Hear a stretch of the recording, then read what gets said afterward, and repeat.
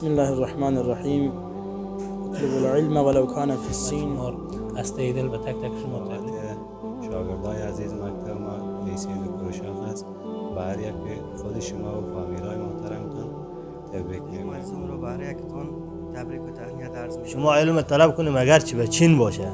چین از عربستان سعودی خیلی که امیدم زفیرانی کهن، من که امیدم زفیرانی کهن، دارم از روزی که می آید سخن. خدا به هر یکتان تبریک.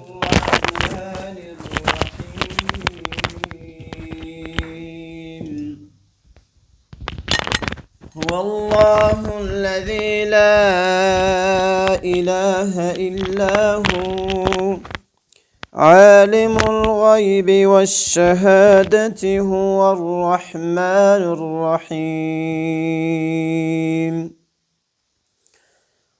هو الله الذي لا إله إلا هو الملك القدوس السلام المؤمن المهيمن العزيز الجبار المتكبر سبحان الله عما يشركون. هو الله الخالق البارئ المصور له الأسماء الحسنى يسبح له ما في السماوات والأرض وهو العزيز الحكيم. بسم الله الرحمن الرحيم. اللهم صل على سيدنا محمد ما اختلف الملوان وتعاقب الأسران وكر الجديدان واستقبل الفرقدان وبلغ روحه وأرواح أهل بيته منا التحية والسلام وبارك وسلم عليهم كثيرا كثيرا. سبحان ربك رب العزة عما يصفون وسلام على المرسلين والحمد لله رب العالمين. الصلاة والسلام على رسول خير خلقه محمد وعلى آله وأصحابه وأتباعه أجمعين. اللهم إنا نسألك الهدى والتقى والعفاف والغنى. اللهم إنا نسألك الهدى والتقى والعفاف والغنى. اللهم إنا نسألك خير الدارين فاحفظنا من شر الدارين. اللهم رب زدنا علما. اللهم إنا نسألك علما نافعا ونعوذ بك من علم لا ينفع. اللهم لا تقتلنا بغضبك ولا تهلكنا بعذابك وعافنا قبل ذلك. اللهم اهدنا بهدايتك إلى صراط مستقيم صراط الذين أنعمت عليهم غير المغضوب عليهم. وصلى الله تعالى على رسول خير خلقه ومن أصحابه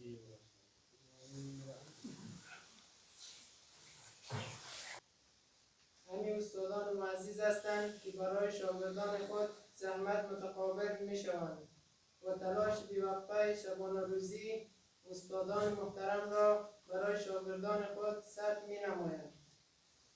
یک شعر است در این مورد حضرت مولانا فرمودند به حضورتان دیکلمه می نمایم. هیچ کس از نزد خود چیزی نشد، هیچ کس از نزد خود چیزی نشد، هیچ آهن خنجری تیزی نشد، هیچ ارواحی نشد استاد کار، هیچ ارواحی نشد استاد کار تا که شاگرد شکریز نشد. از بعد اونو باید کمر همت تا حالا چقدر بسته باشه، از بعد بیشتر بسته باشه، بیشتر زحمت بکشن. موضوع دیگه ای هست که بعد تمام ما شمایی که در اینجا حضور داریم به عنوان قشر جوان جامعه تمام مردم به سر ما و شما حق دارن. پدر، مادر، خانواده، قشر قوم قبیله منطقه قشر جوان ما و شما مسئولیت های ما زیاد است. فرق نمیکنه که ما از کجا هستیم، چی کاره هستیم، مسلمان هستیم، از این وطن، از این کشور، از این منطقه هستیم، جوان هستیم، بالاخره از ما قشر باسواد منطقه هستیم و منطقه خود به رقم خود. مسئولیت داریم ما که اولا کوشش کنیم یک مشکل بسیار جدی که به منطقه است که مسئله متاسفانه تعصبات قومی یا منطقه است، کوشش ما به این باشه که ما این مسئله اولا بین خود حل کنیم، دوم سبب شویم که بین منطقه حل شوه، که از همین مشکلاتی که هست سبب میشه که ما از چیزای زیادی که قراره به ما برسه و ما به اونو دستیاب پیدا بکنیم محروم میمانیم. بنان تمام شما از امروز کمر همت بسته کنین که خواب درس ادامه داده بتانین یا نتانین، تا حال خود ادامه داده اما قدر خوب پیش آمدین، مسئولیت خود فراموش نکنین به قبال منطقه، به قبال کشور، به قبال مردم. احترام بین یکدیگر، احترام متقابل، رفع تعصبات، به نظر نگرفتن مسائل زبانی و قومی و منطقه و دیگه، ضایع کردن وقت به لهو لعب بیهودگی و غیره و غیره. متوجه بیشتر باشین. از اینکه استادا زیادن وقت هم کم است، من زیاد وقت شما رو نمیگیرم. خب باز هم یک بار دیگه فراغت شما از ته دل به تک تک شما تبریک میگم و همچنان به دوستا و دوستداران شما تبریک میگم. خداوند همه ما و شما این روزهای خوشی ما رو بیشتر از بگردانه و ما و شما رو به تمام عرصه‌های زندگی کامیاب و موفق و کامگار داشته باشه. الكريم أما بعد، بسم الله الرحمن الرحيم. اطلبوا العلم ولو كان في الصين. صدق رسول الله صلی الله علیه وسلم. برادران گران قدر، اولتر از همه تحفه مسنونه سرور کائنات که عبارت از لفظ السلام علیکم و رحمت الله و برکاته را برای تک تکتان تقدیم می دارم و ثانیاً محفل فراغت را هم برای شما تبریک و تهنیت عرض می دارم و ثالثاً چند دقیقه می خواهم وقت گرانبهایتان را گرفته چیزی از قال رسول صلی الله علیه وسلم برایتان برمغان برسانم. پیامبر اکرم صلی الله علیه وسلم می فرماید اطلب العلم ولو کان فی الصین، شما طلب کنید علم را اگرچه در چین باشد. یعنی در پی علم تا همون اندازه شما کوشش و کوشا باشین، در پی علم بروین و علم شما را به جای میرساند و به مقصد شما را میرساند.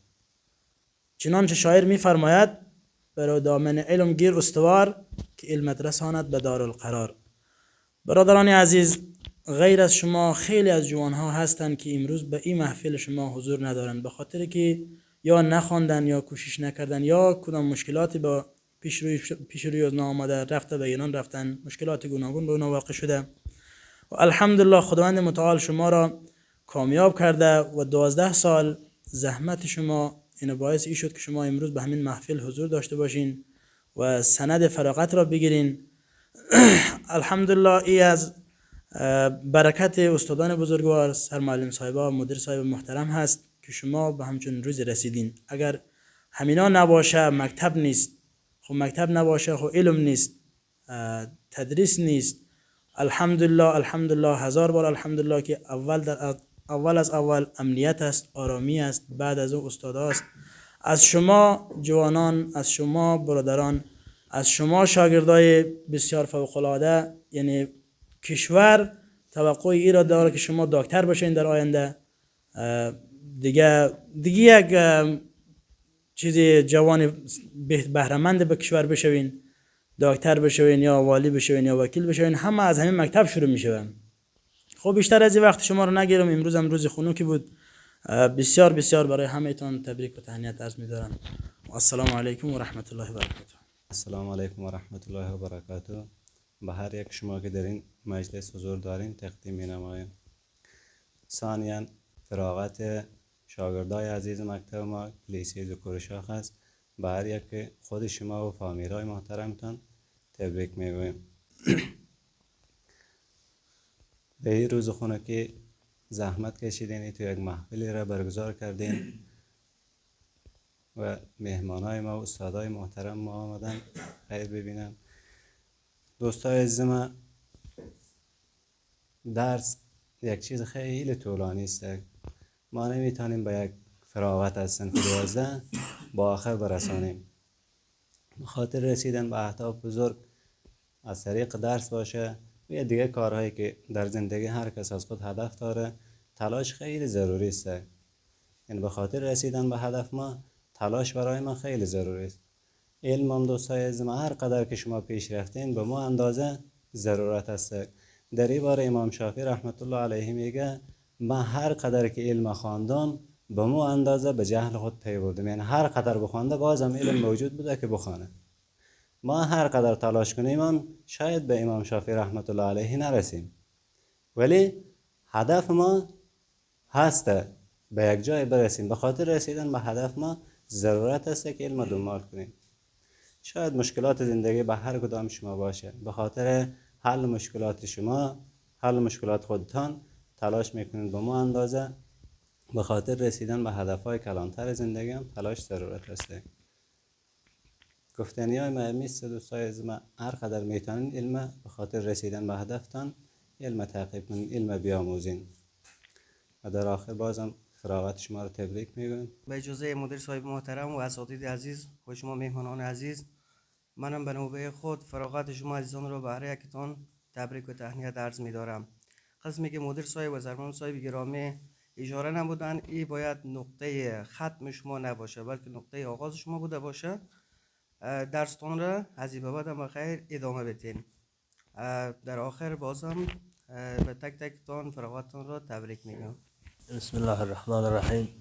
من هم به نوبه خود فراغت شما رو تبریک میگم و این باید شروع کار شما باشه که از این بعد از 12 فارغ شدم گفته درس نمانیم، کتاب به اون طرف نمانیم، باید کتاب، مطالعه، درس. اگر چی رفته نمیتونیم به شهرهای کلان به درس خواندن، باید ما شما چی کنیم؟ مطالعه حداقل داشته باشیم. و گفته مولا صاحب گفتن، یک حدیث نقل کردن که پیامبر صلی الله علیه و سلم گفته که شما علم طلب کنیم اگر چی به چین باشه. چین از عربستان سعودی خیلی دور است. او وقت به زمان پیامبر اسلام که بوده طیاره، موتر، این وسایل و امکانات نبوده. چین خیلی رفتنش مشکل بوده. اگر چی گفته مشکل هم باشه شما با همون جواب برین، مشکلات تحمل کنین و علم به دست بیارین. به او خاطر شما باید از این به اون طرف کوشش زیاد بکنین و مسائل زندگی که هست، مشکلات زندگی نباید مانع راه شما شوه که شما را از علم باز مانه. شما باید همیشه چی کنین؟ علم تعقیب کنین. و بازم در آخر فراغت شما مبارکباد میگم و به تک تک شما مبارک باشه این فراغت شما و به خانواده های شما و همچنان به وابسته های شما این فراغت شما تبریک باشه. اولا که این فارغ التحصیلی شما از صنف 12 و حضور همه شما مبارکباد میگوییم. من که نومیدم زفیرانی کهن، من که نومیدم زفیرانی کهن، دارم از روزی که می آید سخن. بر جوانان سهل کن حرفی مرا، بهرشان فایاب کن ژرفی مرا. نوجوانی را که بینم بی ادب، روز من تاریک می گردد چو شب. تاب و تب از سینه می آید مرا، یاد عهد مصطفی آید مرا. جوانان عزیز، ما هم چند کلامی را از وقت گرامی شما میگیریم. شما به این عرصه یا بر این جامعه به حیث افراد هستین که باسواد شناخته شدین. یعنی جامعه ما نیازی بر شما دارد. نیازشان هسته که تا با جهل و نادانی که اینها مایه بدبختی هسته با اینها مبارزه کنیم. اگرچند که تعداد باسوادها روز به روز می افزاید، ولی باز هم گفته عامر صاحب شروع زندگی ما شما از این وقت هسته. یعنی که 12 را خلاص کردین، شروعی تازه‌ای داریم به عنوان فهنتون که خداوند انشالله ما شما رو به اونجا ببرانه که زندگی تازه تانه به اونجا به سیستمی آغاز کنین که بر خیر همین جامعه ما باشه. جامعه ما خیلی و عقب مانده هستند که از لحاظ علم و دانش تا اینکه ما پیشرفت هایی داشته باشیم. دیگه هم کسایی که بر شما زحمت کشیده است در می عرصه علم و ادب، آنها را هیچگاه به فراموشی نسپارید. در آخر باز هم تبریک باشه فراغتتان. به نام خداوند بخشاینده و مهربان. اول سلام های گرم خدا به هر یکتان تقدیم می‌دارم و ثانیاً فراغت شما را از دوره لیسه به هر یکتان تبریک میگویم. قسمی که مدیر صاحب اشاره کردن، همه چیزه علم یک چیزی است که ما را راهنمایی میکنه. در کجا راهنمایی میکنه؟ در تاریکی ها. در جامعه ما یک مفهومی است که کسایی که علم میخوانند یا باسواد هستند یا اونایی که در مکتب میخوانند یا پانتون میخوانند، اینا مفکوره ایشان است که از طریق امو یک لقمه نان پیدا کنند. نه، تو نیست. نان ما به هر طریق پیدا کرده میتونیم، مثلا کارگری کنیم، دیگه کنیم. علم چیزی است که ما را و زندگی ما یک نوری را میبخشه که ما توسط بسیار جایا رسیده میتونیم. از او خاطر کوشش کنین شما تحصیلتان ادامه بدین. بعد از این همه گپ شروع میشه. بعد از این شما خودتان کسب میکنین علم. پیش از این بود که استادا شما را راهنمایی میکرد. در پانتون که برین بچه‌ها شما را استادا فقط درس میگه، شما خودتان باید مطالعه کنین، مطالعه بیرونی کنین، این تو علم کسب میکنین. آخرا بازم برایتان تبریک میگویم. بسیار خوشحال شدم.